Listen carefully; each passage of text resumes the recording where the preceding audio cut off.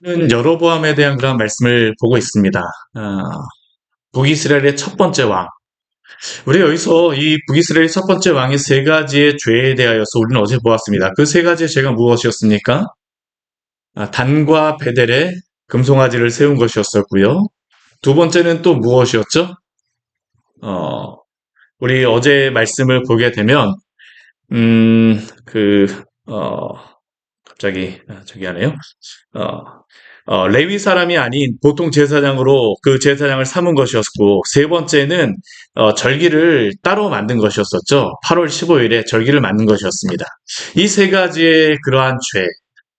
사실 이것은 말이 되지 않는 그러한 죄입니다. 어떻게 금송아지를 만들어서 단과 배달에 세우고 레위인을 대신하여서 제사장을 세우고 절기를 새로 만들 수 있습니까? 근데 우리는 여기서 한 가지 질문을 해봐야 됩니다. 이 여로보암이 하나님을 모르는 사람인가요? 이방 민족인가요? 하나님의 그러한 이적을 경험하지 않은 사람입니까? 하나님의 그 말씀을 받지 않은 사람입니까? 아닙니다. 우리가 이 여로보암이라고 하는 그러한 사람을 보게 되면 그는 하나님의 그러한 그 선지자를 통하여서 앞에 아이야라고 하는 그러한 선지자를 통하여서 그가 하나님의 그러한 계시의 말씀을 들었습니다. 너가 열 지파의 그러한 왕이 되리라. 실제로 그는 왕이 되었습니다. 북이스라엘 그 에브라임 지파의 사람이었습니다. 장자 지파의 중추적인 그러한 사람이었었죠. 하나님의 말씀에 대하여서도 그는 분명히 듣기는 들었을 것입니다. 그럼에도 불구하고 왜 그는 이러한 죄를 범하게 됩니까? 이건 이적을 경험하느냐, 기적을 경험하느냐의 그러한 문제가 아니다라는 것을 우리가 여기서 볼 수가 있죠. 이 사람은 하나님을 알았을지 모르지만, 안다라고 했을지 모르지만, 정말로 그가 하나님을 알았느냐 하고는 다르다라는 겁니다. 형식적인 그러한 그 이면적인 그러한 그 겉으로 드러난 그러한 이스라엘 사람, 혈통적인 이스라엘 사람일지 모르겠지만 이면적인 이스라엘 사람은 아니다라는 것이죠. 명찰로는 이스라엘 사람일지 모르겠지만 그가 정말로 하나님을 알지 못하였다라는 것이 우리는 이 말씀을 통해서 우리가 볼 수 있는 겁니다. 우리의 신앙이 어디에 기초할까요? 저는 우리의 신앙의 그러한 모습의 결과 열매는 우리가 얼마나 하나님에 대하여서 아느냐, 예수 그리스도의 그 복음의 진리에 대해서 우리가 얼마나 알고 있느냐, 성령이 우리의 삶을 어떻게 인도하고 있느냐를 우리가 성경의 말씀을 통해서 철저하게 알고 단지는 지식적으로 하는 것이 아니라 실제로 삼위 하나님이 나에게 어떠한 분인가라는 것을 어떻게 아느냐에 따라서 그 삶에 그러한 나타나는 그런 열매와 모습은 천지 차이로 드러날 것입니다. 우리 하나님에 대해서 어떻게 알고 있습니까? 오늘 말씀을 보게 되면 이 여로보암을 향하여서 하나님께서 두 가지의 징조를 또다시 보여주십니다. 또 다른 기적을 그에게 경험케 하시는 것이죠. 기적을 통해 사람이 변하지 않는다는 것을 우리는 오늘 말씀을 통해서도 알 수 있습니다. 오늘 그 1절 말씀을 보게 되면 그 보라라고 시작을 합니다. 주의하라는 것이죠. 주의하라는 것이냐. 보라! 보라! 성경에서 보라라고 말씀하면서 어떤 사건이 일어납니까? 그때에 이렇게 여로보암이 세 가지의 그러한 죄를 범하였을 때에 하나님의 사람, 선지자입니다. 하나님이 직접 보내시는 사람이 여호와의 말씀을 받습니다. 그리고 여호와의 말씀에 따라서 그는 어떻게 하냐면 유다에서부터 베델에 이르렀다라고 말씀하고 있습니다. 유다에서부터 베델에 이르렀다라고 하는 것은 이 하나님의 사람의 그러한 출신이 유다 지파나 혹은 이 남쪽에 있는 그러한 속하여 있는 그러한 사람이라는 것을 우리가 알 수 있죠. 레위인일 수도 있습니다. 지금 북이스라엘에 선지자가 제대로 없다라는 겁니다. 레위인들을 쫓아내며 제사장들을 자기가 마음대로 세우는 이러한 혼란스러운 상황 속에서 아마 압제와 탄압도 있었을 것입니다. 그런 혼란스러운 상황 속에서 레위인들을 쫓아내고 제사장을 쫓아내는 그런 상황 속에서 누가 이 여로보암 앞에 나타날 수 있을까요? 북이스라엘에서 그럴 만한 사람이 지금 없다라는 겁니다. 하나님이 어떻게 하십니까? 그러니까 지금 남쪽에서부터 선지자를 보내시는 겁니다. 유다에서부터 베델에 이르니 유다 지파 쪽에 속한 선지자가 북쪽에 베델로 지금 올라가고 있습니다. 이 베델은 어떤 곳입니까? 하나님의 집이라고 하는 그러한 장소죠. 그리고 금송아지가 세워졌던 그러한 장소입니다. 그때에 여로보암은 무엇을 하고 있을까요? 우리 말씀에 보게 되면 보라로다 시작하였을 때 그때라고 이러한 말씀이 이게 시점과 때와 그런 상황을 말합니다. 근데 또 우리 1절 말씀 우리 중간에 보게 되면 마침이라고 하고 있습니다. 보라 그때에 하나님의 사람이 유다에서부터 베델에 이르렀는데 마침 딱 그때에 여로보암은 무엇을 하고 있습니까? 제단 곁에서 분향을 하고 있습니다. 예루살렘에서는 하나님을 섬기는 그러한 성전에서는 왕이 하나님께 분향을 할 수 없습니다. 우리 우시아라고 하는 그러한 왕, 우리 이제 뒤에 보게 되면 이제 역대하 말씀에 나오지만 이 뒤에 말씀에 그 이후에 일어났던 그 우시아 왕의 그러한 모습을 보게 되면 그가 하나님 앞에 선왕이었음에도 불구하고 그가 교만하여져서 하나님의 성전에 분향하기 위해서 들어갔다가 어떤 일이 벌어집니까? 나병이 일어나게 됩니다. 오늘 근데 여로보암을 보십시오. 제단 곁에 서서 분향하고 있습니다. 왜 그가 여로보암이 제단 곁에 서서 분향하고 있을까요? 이 시대의 모든 왕들, 이방의 그런 왕들은 바로도 그렇고 이 주변의 그런 왕들은 왕이 직접 하나님께 제사를 드리고 자신의 신에게 제사를 드리고 분향을 합니다. 왜 그렇습니까? 자신이 신의 아들이라고 하는 그런 표시가 바로 이러한 겁니다. 직접 제사장이 있다 할지라도 직접 분향을 합니다. 나는 신의 아들이다. 지금 여로보암이 그것을 주장하였는지 주장하지 않았는지 모르지만 그런 북이스라엘 백성들이 보도록 직접 자신이 이렇게 드러내는 겁니다. 제단 곁에, 금송아지 제단 곁에 서서 직접 분향을 합니다. 사람들은 뭐라고 생각을 할까요? 와, 우리의 왕이 대단하구나. 거룩한 사람이구나. 직접 금송아지에게 이렇게 분향을 할 수 있구나. 마음대로 제사장을 세우니까 자신이 제사장이 되어진 겁니다. 누구나 세울 수 있었기 때문에 자신이 그 제사장을 세웠으니까 그 제사장을 세우는 그 왕은 어떻게 할까요? 제사장 위에 있는 사람입니다. 내가 이러한 사람이야. 내가 이러한 사람이야. 그때에 하나님의 사람이 제단에 나타납니다. 그리고 제단을 향하여서 여호와의 말씀으로 외쳐 이릅니다. 제단아, 제단아. 흡사 제단이 살아있는 것 같습니다. 여로보암이 말을 듣지 않으니까 이 제단을 향하여서 지금 이 선지자가 외치고 있는 겁니다. 제단아, 제단아.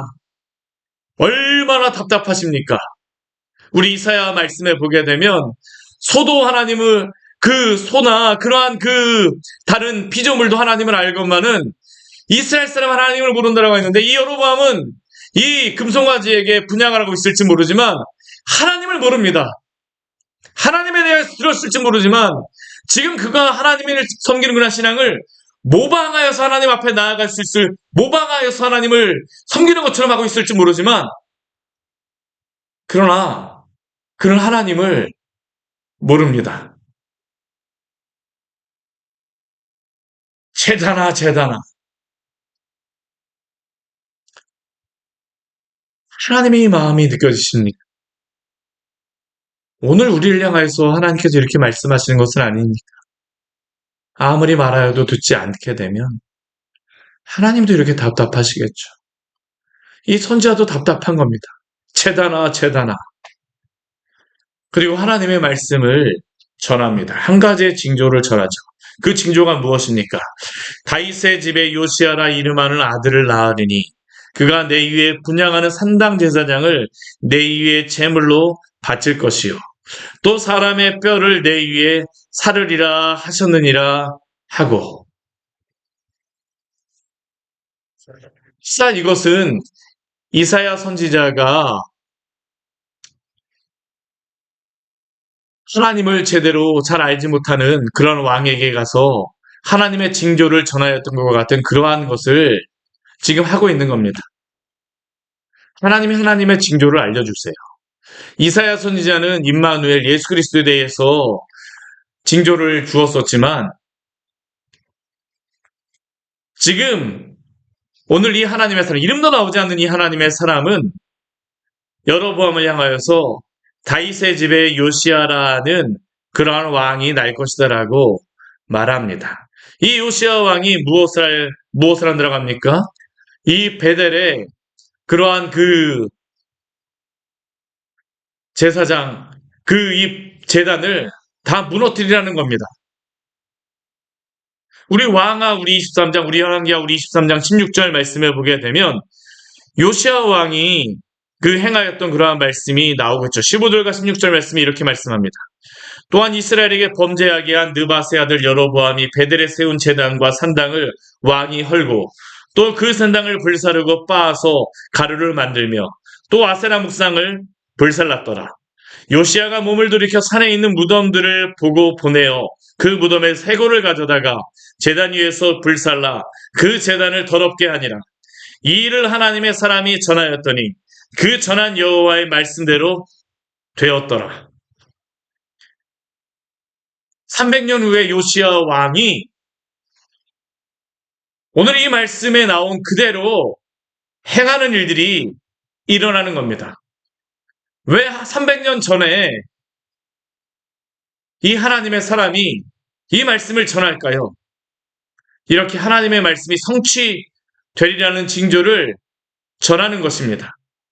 하나님의 말씀이 성취되어집니다. 이렇게 죄악을 행하였던 이 여로보암의 그러한 죄를 하나님이 그냥 두지 않으시고 요시아라는 그런 왕을 통해서 이 제단이 다 무너지게 되어질 것입니다.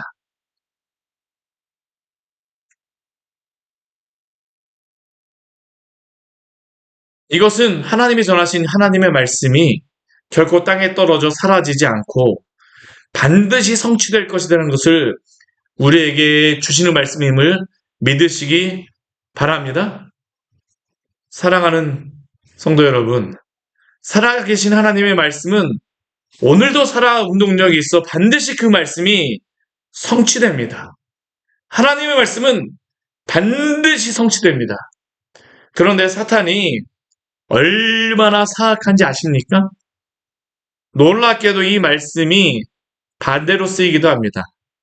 그것은 자유주의 신학이 일어나면서 이렇게 300년 후에 미래에 벌어질 일에 대하여서 하나님이 이렇게 반드시 이루어질 것이라고 말씀하셨음에도 불구하고 이 자유주의 신학자들은 무엇을 주장하였었냐 하면 어떻게 이러한 일이 일어날 수 있는가, 발생할 수 있는가라고 생각하여서 이 자유주의 신학자들은 이렇게 요시아가 이렇게 행한 일은 또한 여기에 이 열왕기상 13장에 기록되어진 이 일은 후대에 어떠한 사람이 이 성경을 열왕기상을 기록한 사람이 삽입한 것이라고 주장을 하였습니다.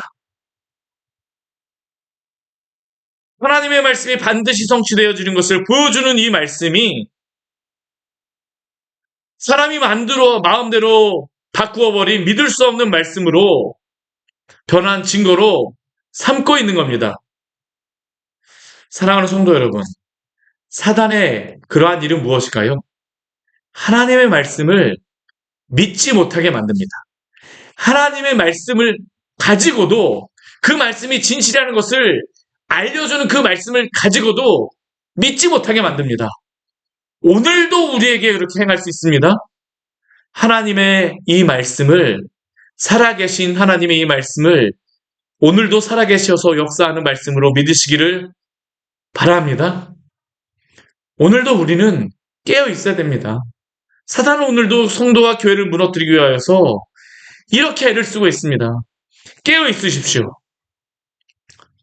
그런데 문제는 이렇게 오랜 시간 후에 일어날 일을 말하게 되면 여로보암이 하나님의 말씀을 믿을까요? 믿지 않을까요?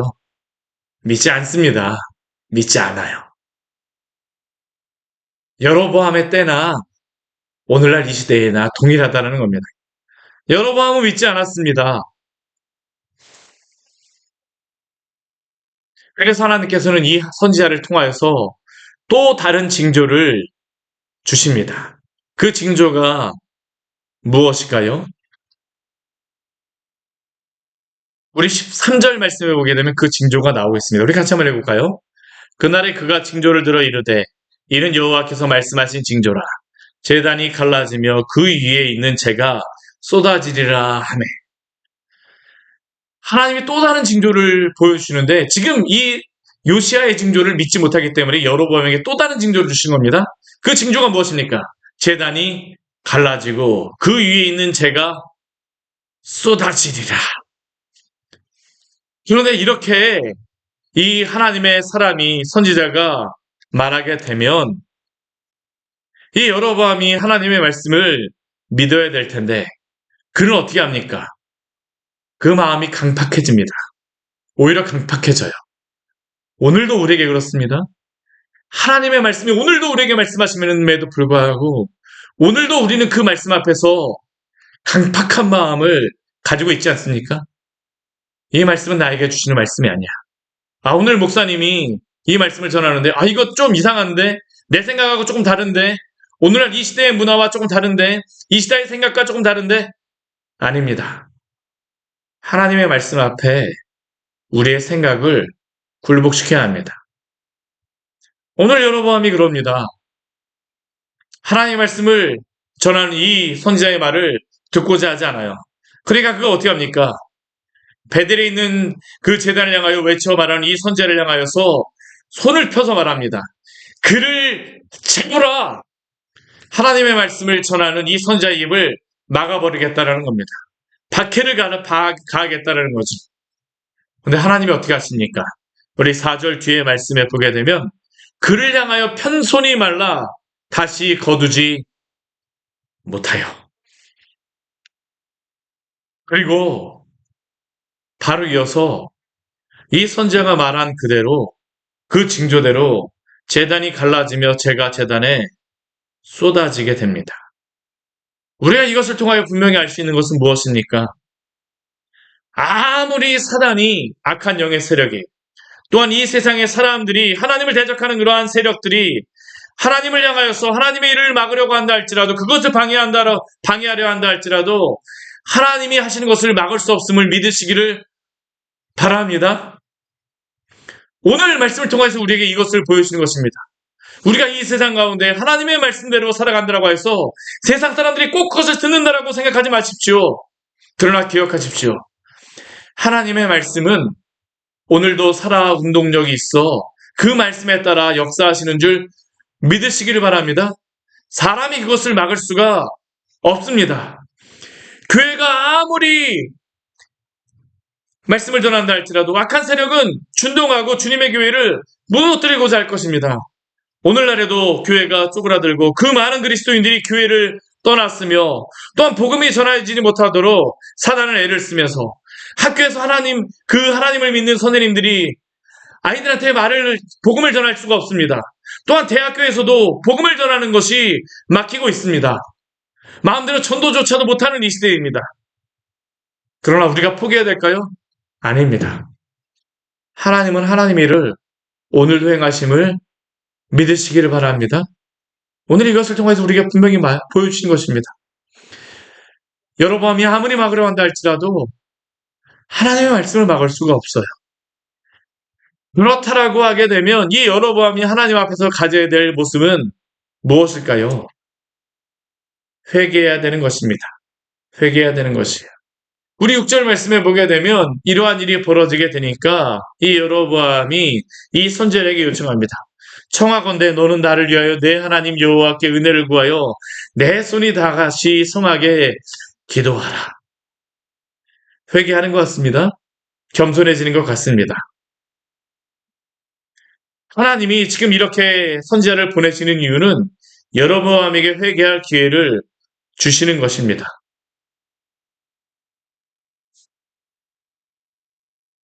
그래서 이 선지자는 그 왕이 청한 대로 그 손이 성하도록 합니다. 하나님께 기도하였을 때에 그 손이 다시 이전과 같이 나아졌죠. 그러면 이 여로보암은 어떻게 될까요? 하나님 앞에 회개해야 됩니다. 근데 7절 말씀 한번 보십시오. 우리 같이 한번 읽어볼까요? 왕이 하나님의 사람에게 이르되 나와 함께 집에 가서 쉬라. 내가 내게 예물을 주리라. 여로보암의 이 모습은 무엇입니까? 여로보암은 하나님께 회개하기보다는 지금 하나님의 사람을 회유하고 있습니다. 이게 얼마나 완악한 마음입니까? 왜 그가 자신의 집으로 가자고 하였을까요?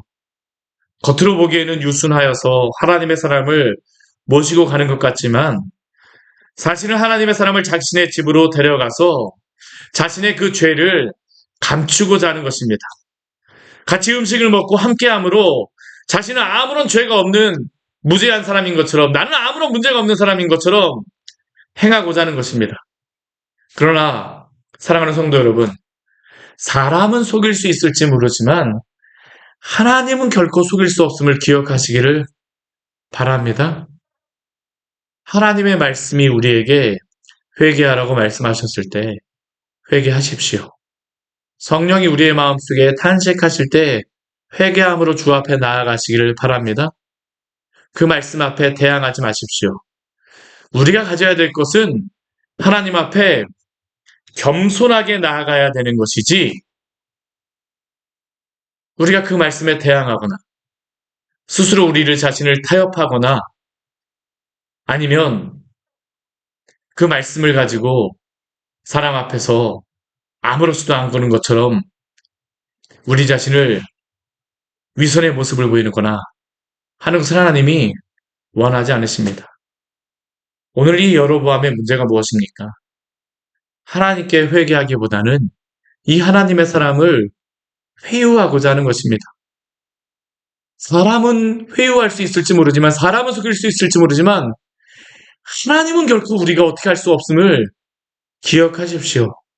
오늘 8절 말씀 하나님이 아예 이 사람에게 말하죠. 무엇이라고 이 선지자에게 미리 말하셨습니까?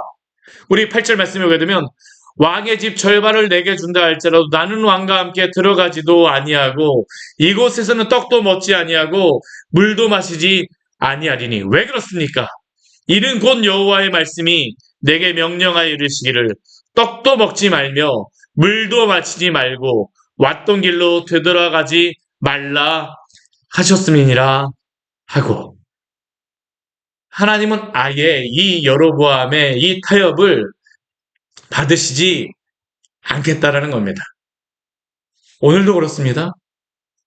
하나님께서 여러분에게 말씀을 주셨습니까? 오늘 이 성경 말씀을 통해서 우리의 말씀, 마음속에 말씀하십니까? 우리의 죄에 대해서 깨닫게 하십니까? 하나님 앞에 회개하며 나아가십시오. 제가 전하는 그 말씀과 타협하거나 오히려 목회자의 그 말씀을 들으면서 목사님이 오늘 문제가 있는 것 같아.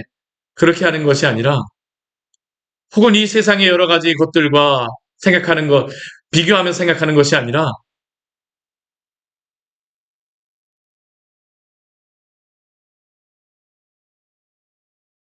하나님 앞에 나아가십시오. 저도 그렇습니다.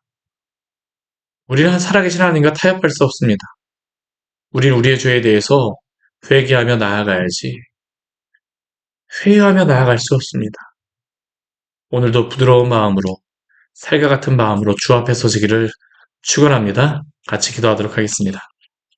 하나님 아버지 오늘 말씀을 통하여서